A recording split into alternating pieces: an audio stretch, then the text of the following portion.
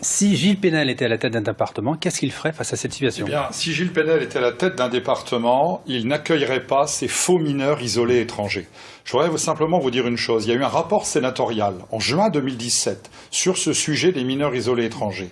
Et il y avait d'ailleurs un sénateur socialiste comme rapporteur. Ils disent que les 2/3 de ceux qui se prétendent mineurs isolés étrangers sont en fin de compte des majeurs.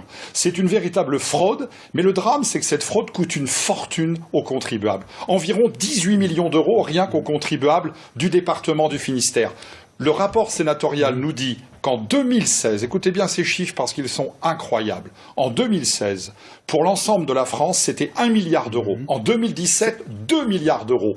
Nous sommes face à un véritable scandale financier. Alors Gilles Pénal, l'État reprend en main ce dossier, c'est une bonne chose? Non, c'est pas une bonne chose parce que ce que nous propose M. Édouard Philippe, c'est que finalement ce soit les contribuables nationaux, français, qui prennent en charge ce scandale. Nous disons clairement que ce soit le contribuable du Finistère ou d'Ille-et-Vilaine ou le contribuable au niveau national, c'est le même contribuable. Nous demandons une chose extrêmement simple.